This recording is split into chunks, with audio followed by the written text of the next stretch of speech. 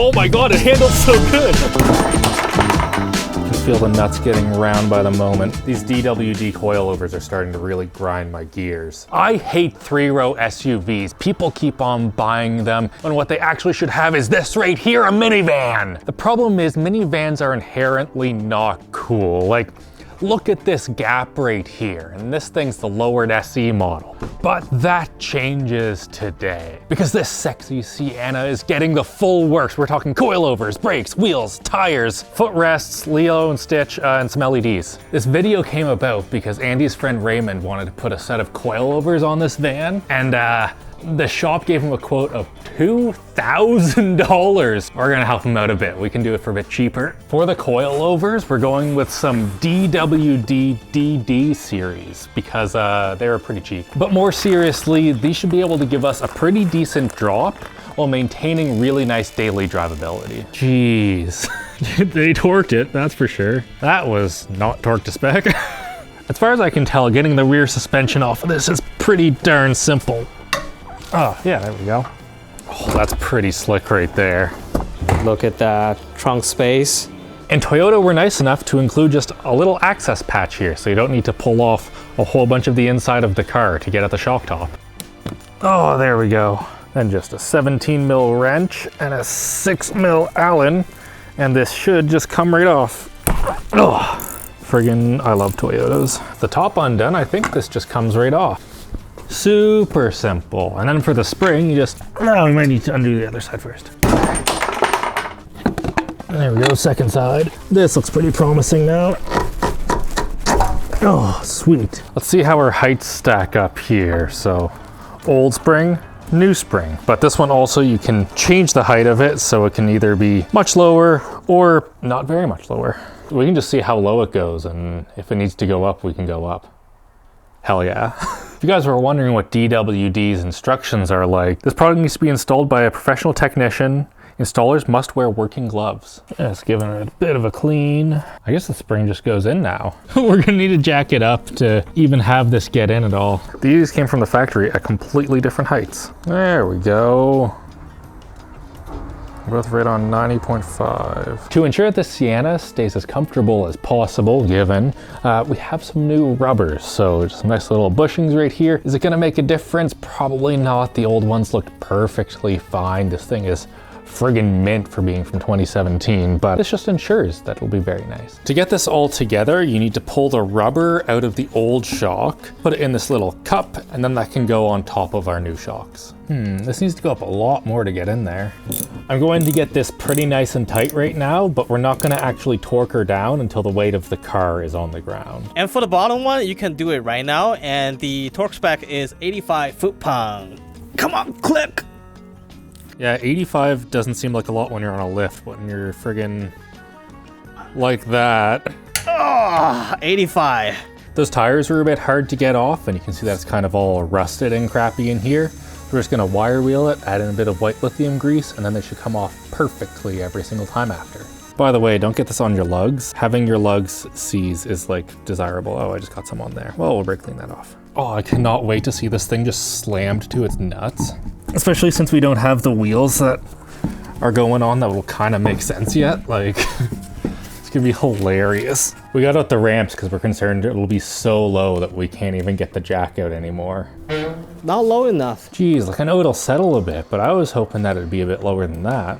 Yeah, I was thinking just like Japanese like car shows, slam to the ground, no suspension type of low. Yeah. This is very dailyable. This is too dailyable. Really don't know how I feel about having an adjustable wrench on our torque wrench here. I can feel the nuts getting round by the moment. We even have the proper tool. We bought the freaking crow's feet. Won't fit in. Yeah, need to reinstall the condom, torque the wheels, and then let's drive around the block and see if it settles a bit, because it's way too high. All right. Dang, that's like where I was planning on raising it up to. That's like a reasonable amount of clearance. I wanted this thing to be like... Yeah, once we have the wider tires, then I think that's perfect height. Huge thanks to LTTstore.com for sponsoring today's video. The LTT screwdriver is the best screwdriver on the market. I think it's absolutely fantastic, fits great in your hand. Whoever designed it, great job. But now the colorways have greatly expanded, and look at these guys. The transparent screwdrivers look incredibly cool. Kyle did a fantastic job making this happen. I use the LTT screwdriver constantly. Like today I'm using it to take apart the interior of my car, but I have also used it for things like reattaching doors that fell off on the interior of my house, building computers, and all kinds of other stuff. On the inside, you can store 12 bits, and that's enough to cover basically everything that you need to do without going to your toolbox. And also I really appreciate how knurled the shaft is. The magnet in the shaft is nice and strong so that you don't have your bits falling out while you're going about doing your work. And also in here, we have a very strong magnetic bit so you can pick up your screws if you happen to drop them somewhere that's inconvenient. Again, I legitimately think this is the best screwdriver you can buy, and it makes a fantastic gift. So go to lttstore.com with our link down below and get one of these today. And look at how cool they look. Moving on to the front of the car, we get to do a job that you get pretty used to doing if you work on Toyotas. Removing the whole stupid windshield wiper assembly is in the way of literally everything. Now we get to take these great big nuts off the bottom of the shocks, which are 22 millimeters. Holy frig, that's tight. That's my whole weight on it. Oh, there we go. With the bottom freed, we can now undo the top. Oh, that's more than I want to put in this little guy. Jeez. Those are friggin' on there. Car has been set for 5 years. All right, breaker bar to the rescue. Didn't even feel it with that. Yay. See ya. Here are our front shocks, and although they look pretty cool, they conveniently don't come fully assembled or preloaded. Cool. How the hell do we get a wrench on that? These DWD coilovers are starting to really grind my gears. So we can see the old shock right here. Very cool. It has a 19 millimeter bolt on the top, so you can just go in there. Problem is, DWD has put a 22 millimeter bolt on the top, which means that if you take, a socket like this, doesn't go on. Here's another 22. Oh, look at that, it won't go in, sick. Here's our ingenious solution. We hammered a 21 onto the 22 nut, and I think it'll go in now. Yay. I love these coilovers so much, they're so great. They make me want to never buy their coilovers again. Come on, click. You know you want to click. That Allen key is bent. Come on. Fucker. That came out, didn't it? Did. This is how we test coilovers. Fucking stupid coilovers. I hate these so fucking much. There we go. DWD, you are on my shit list.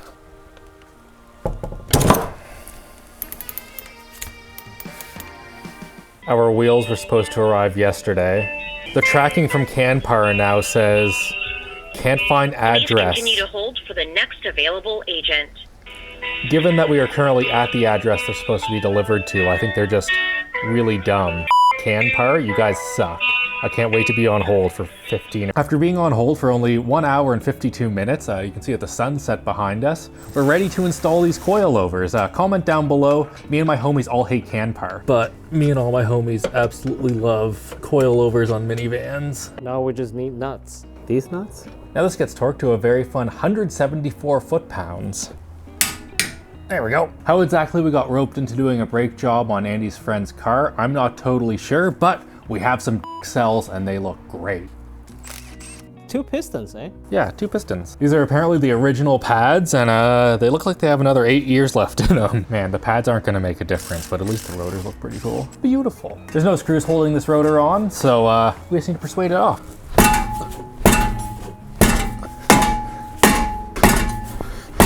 These random bolts that came off my Golf appear to be the correct size. There we go. Easy. Whoever works on these brakes next is going to be so incredibly pleased. I'll have an affiliate link for some anti-seize down below. Look at that. Gonna come right off next time. Dixel is actually really good stuff. This is gonna look sweet behind the new wheels. I wonder how many shops actually bother brake cleaning all of the bolts so that they're clean and don't frig up the threads. I feel like it's not very many. 76. Now what you can comment down below is me and my homies all love Dixel. Wow, that was actually extraordinarily easy. Sweet. Start clicking, please. Now the caliper just needs a little bit of encouragement to fit back on. You know, what we should have done is painted these hot pink. One thing that's fun and exciting about these coilovers is that we need to attach this little bracket right here that holds the brake lines and brake wear sensor and stuff, and it doesn't fit on these coilovers. We have a tiny little tab right here, and the hole that they drilled is too small. So this tab is becoming not a tab anymore, it's just flat. I also installed new tie rod end lengths. Those we'll have to adjust later because they are adjustable. And Andy, what time do you think it is? It's wheel time. Hell yeah, let's see how slammed this is. Come on, stance. Excuse you, Jack. Yeah, we need ramps. Oh wow, that's freaking low. Ooh. Frig, I love slammed vans. This with the new wheels, man. 59 foot-pounds on the top of the shocks, which has to be done while it's on the ground, and we're ready to install our fog lights. These Ozoom projector fog lights should be a nice little upgrade and also look sweet. Replacing the fog lights on a Sienna is a very simple task. You take this little flathead here and turn it 90 degrees. Now this can just get moved out of the way. Holding it in is just a single screw. These are already upgraded to LEDs. How much frickin' light does Raymond need? A lot. Also, they just aim better. They do aim better, yeah. This is kind of annoying. There we go. Moving to the inside of the van, we have some fancy footrests. So we can potentially turn this Sienna into a poor man's Alphard. To install a footrest, you first need to remove this little bottom cover on the seat. It's pretty annoying, but you just push on this little clip here and eventually it comes out. Now we have 4 U-bolts that we need to put up and around this bar in here. The footrest and the carpet can't share the same space, so you need to give the carpet a little bit of a cut here. Seems good to me. Now, how is it? Sit down here. Let's go all the way back. There we go. I'm too tall to do this. Let me try it. You know, sometimes being short is a gift. I fit. And look at that. Oh. Yeah, I like this. Oh, it is finally time. Our wheels and tires have arrived, and look at that. Huge shout out to Super Speed for sending over a set of their RF07 wheels. These are flow formed, and I think they're going to look amazing on this van. These have a 20-inch diameter, so a little bit bigger, and they're also 9 inches wide, up from 7 from the factory. And you selected these. You wanted hella wide tires, I guess? Hell yeah. We have some stretch on 245s. Like, these are thick boys. For the tires, we went with some Pirelli P0 All Season Plus 3s. These are a high performance tire, but they are able to handle the winters a little bit, at least. I wouldn't trust them in a snowstorm. For Vancouver, they will be great. Oh, we have these sick tuner lug nuts. Do you want to do the peel? Do I? Yeah. Oh yeah, go for it. That looks so good. Whoa! That goes hard. Okay, we're not adjusting the height, right? That's like way beyond expectation. Absolute sadness here raising this up because Raymond wants to do stupid things like be able to pick his kids up from school without scraping and stuff like that. Ridiculous. Here we have the final height of the Sienna. I think that the front is absolutely perfect. The rear is still a little bit high. It did settle a bit when we took it for a little make sure it's fine test drive. And I have to say, I absolutely love the way that these lug nuts match the little Lilo and Stitch. Perfect. The absolute legends over at Speed Factor Vancouver went ahead and totally set up the coilovers on this van.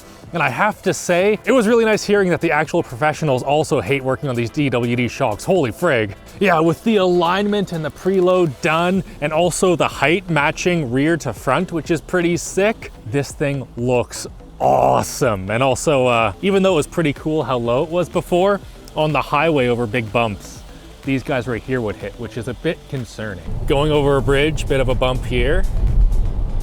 It feels fine. It's not bad. It's not great. I'm sorry, Raymond. We need to increase the damping a little bit, I think. She's a bit floaty. which is kind of surprising given that we have 8,000 kg shocks in the front and 10,000 in the rear. How's the comfort back there? Yeah, it's somewhat comfort. We have to ask that to your kid. Yeah. Well, they asked me, they said, hey, Daddy, why does the car feels a little bumpy? It feels like there's a lot of speed bumps. Railroad, hold on back there. It's That was fun, serviceable. actually. Corner, let's go. All right, braking in, feels heavy. Turning in, oh my God, it handles so good. You do not have any of the body roll that you expect from a van like this. Leaving the corner, pretty slow. So if this video gets 50,000 likes, We'll maybe- supercharge it. Yeah, we'll supercharge it. The handling in the corners is actually impressive. And here we have a speed bump. Let's see if we can send Raymond into the roof. I'll hit it kind of fast. No, Oh, that was fine. it's pretty good. Yeah. Hopping back into a minivan, I have to say I miss my Odyssey a little bit. Your kid is fine. My kid is fine, yes. They prefer a cooler dad than Yeah, of an course. average like minivan dad. Your kids are going to care only about the handling performance at 140. The car feels like weird. In a way that's good. Because like the front goes in so sharply, it feels like this is some sort of like hatchback. But the back, But like, it's dragging the tail. it's dragging the Dragging tail the tail. because like it pivot like very slowly. I think it has a lot to do with the performance tires too. Like they have that strong sidewall, which Yeah. you're just not expecting in a Yeah. van. Okay, gonna try out my footrest. Here we go. Here we go. Here's another corner. Go. Hit the corner. Yeah, mountain road. I'll go minivan. I would say cornering in this car feels way different than before. In a good way. In a good way. In a good way. Even with traction control off, it won't wheel spin in the wet. 100. Good tires. Yeah, testament to the tires. It's rainy day and right now is probably like 6 degrees outside. Yeah, good tires. How do you like the look? Well, the look looks awesome. The height is perfect right now. And I'm also able to get into driveways. So I'm happy with that. So huge thanks for watching, guys. If you want more van content, please let us know. 50K likes and we will supercharge this. It'll probably cost way too much money, but I don't care. Subscribe to our Patreon so we can afford to do that. Have a great old day. Bye. Bye.